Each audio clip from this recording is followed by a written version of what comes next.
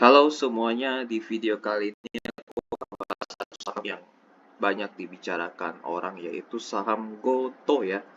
Jadi sesuai judul, jadi bagaimana nasib saham Goto ini di 2024? Ini tergantung dari satu hal yaitu laporan keuangan kuartal keempat. Nah ini aku sudah rekap ya dari laporan keuangan mereka ini dari sisi omset grup yang di atas, dari sisi laba grup yang di bawah. Ini mereka masih mencetak kerugian.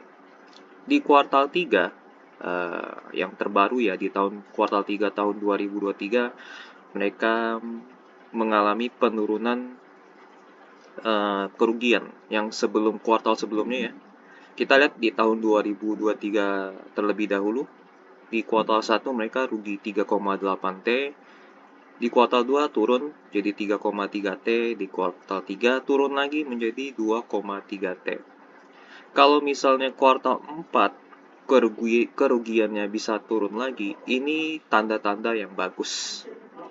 Kemungkinan di bulan Maret tanggal 31 di 2024 tahun depan ya. Kalau ini kerugiannya bisa turun lagi, kemungkinan besar harga saham Goto bisa di atas 100. Namun, di tahun sebelumnya kita coba lihat ya ada hal yang menarik. Di tahun 2022, ini di kuartal 1, 2, dan 3 itu seakan-akan kerugiannya turun lah ya. Tapi di kuartal 4 mereka tiba-tiba kerugiannya itu melonjak sangat banyak. Jadi kena prank lah ya. Jadi kan estimasi orang kerugian kuartal 4 ini kurang lebih sama seperti kuartal 1, 2, dan 3 kan. Tapi tiba-tiba di kuartal 4 kerugiannya langsung lompat 19 triliun. Nah ini yang ditakutkan nanti di kuartal 4 2023. Apakah tren dari kuartal 1 sampai kuartal 3 ini bisa terjadi sampai kuartal 4 atau justru kena prank seperti di tahun 2022? Yang sebelumnya kerugiannya sekitar 6 sampai 7 tiba-tiba lompat menjadi 19 triliun. Ini juga terjadi di tahun 2021. Ya kerugiannya 1 justru bertambah ya 4, 5 langsung lompat di kuartal 4. Jadi dari tahun 2021 tahun 2022 di kuartal 4-nya kerugiannya selalu melonjak berkali-kali lipat ya, bahkan 2 kali lipat. Nah, bagaimana di tahun 2023 di kuartal 4 nanti? Ini laporan keuangannya akan dipublish 31 Maret 2024. Nah, ini bagaimana? Apakah mengikuti tren tahun 2023 atau mengikuti pola kuartal 4 tahun 2021 dan 2022? Jadi penentunya ada di sini.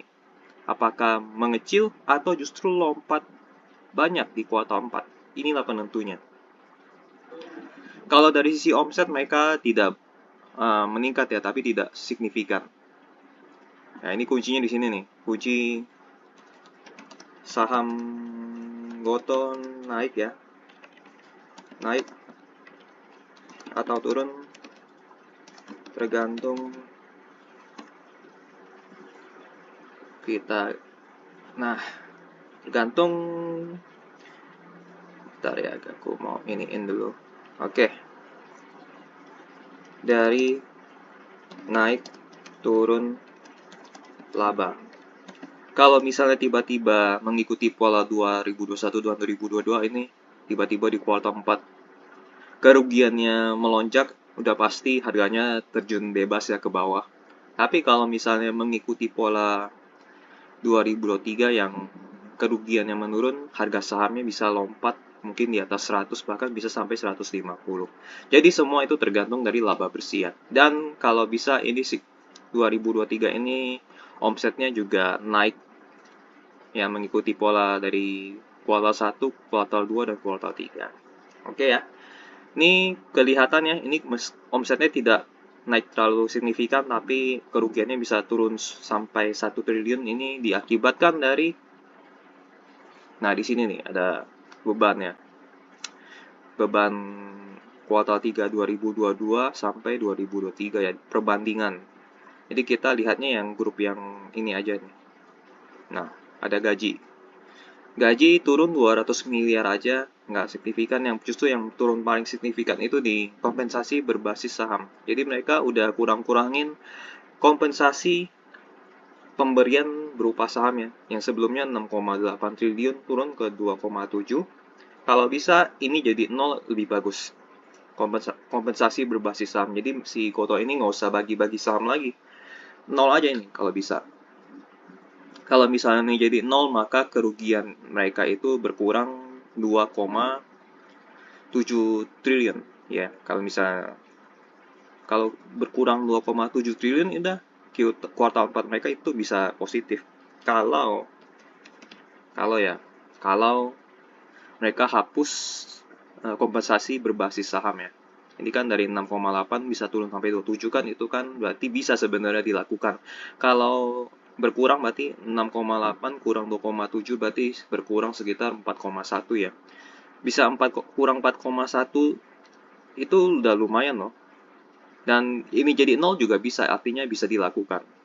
Insentif pelanggan ya, dari 6,9 turun ke 2,4, artinya diskon sudah mulai dikurangin.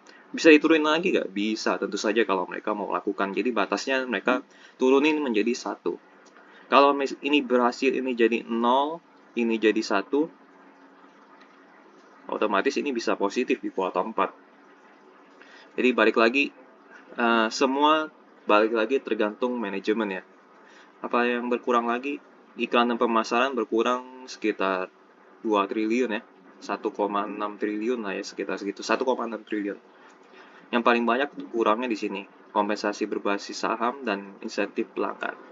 Kalau ini bisa di-nolkan lebih bagus. Insentif pelanggan 1 triliun aja. Oke, ini berarti udah berkurang lumayan ya. Terus gaji karyawan nih, ini juga 4,2 T. Apakah karyawannya sebanyak apa atau setinggi apa, kita tidak tahu. Ini kemahalan ya gaji karyawan yang menurutku ya. Oke. Jadi kuncinya di sini di kuartal 4, apakah mengikuti pola ini, kita hapus dulu biar nggak bingung. 2023 yang terus menurun atau kena prank seperti tahun 2021 dan 2022. Kita nantikan saja laporan keuangan kuartal 4-nya di 31 Maret 2024 tahun depan, setelah pemilu ya berarti ya. Oke, sampai jumpa di video berikutnya. Bye bye.